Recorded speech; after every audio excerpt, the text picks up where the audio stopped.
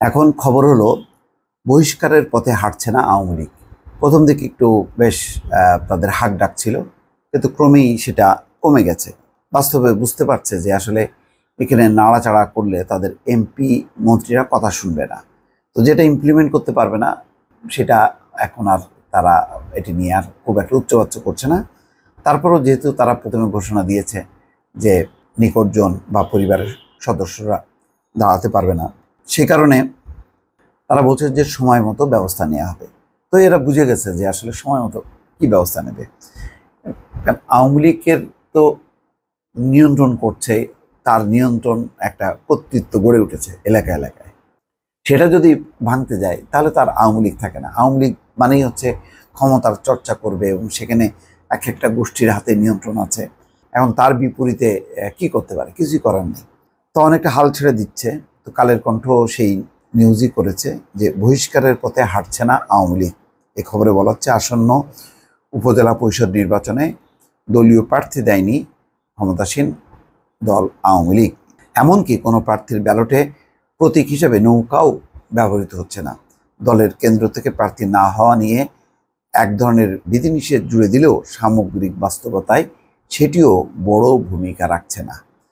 ফলে দলের নির্দেশ না মানলেই বহিষ্কার করা হবে, এখন পর্যন্ত আওয়ামী লীগের এমন কোনো পরিকল্পনা নেই। ইতিমধ্যে দর্শক দেখেছেন যে নির্বাচন অফিসে এসে ডিসিএসপিরা বলেছেন যে এটি তো শুধু একমাত্র সমস্যা না, যে পরিবারের সদস্য প্রত্যেক মন্ত্রী এমপির তার নিজস্ব প্রার্থী আছে, তো সেটা নিকটজন থাকুক, আপনজন থাকুক বা পরিবারের সদস্য, তাতে তো ম্যাটার করে না।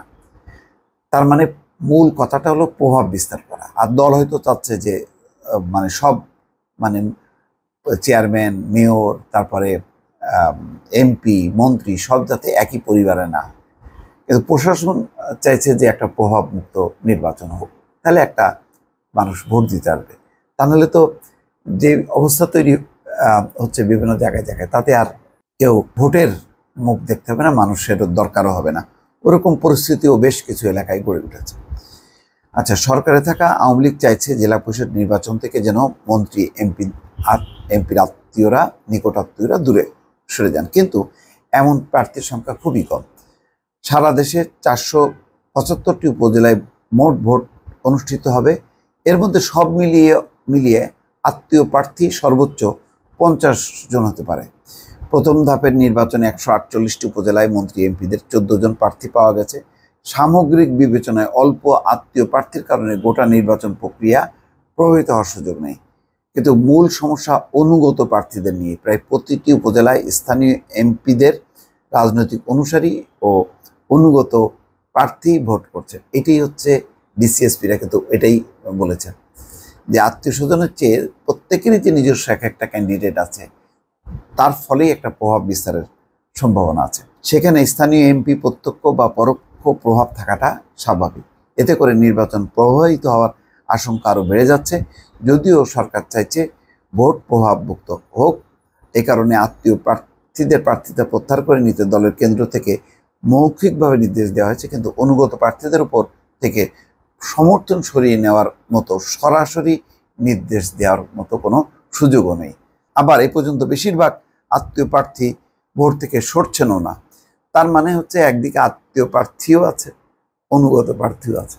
অনুগত প্রার্থী, আত্মীয় প্রার্থী মিলে মিশে একটা নির্বাচনটা যে লেজে গোবরে হবে তাতে আর কোনো সন্দেহ নেই। ইতিমধ্যে প্রশাসনও বুঝে গেছে যে পরিস্থিতি কি হতে যাচ্ছে। দর্শক ভালো থাকবেন, আল্লাহ হাফেজ।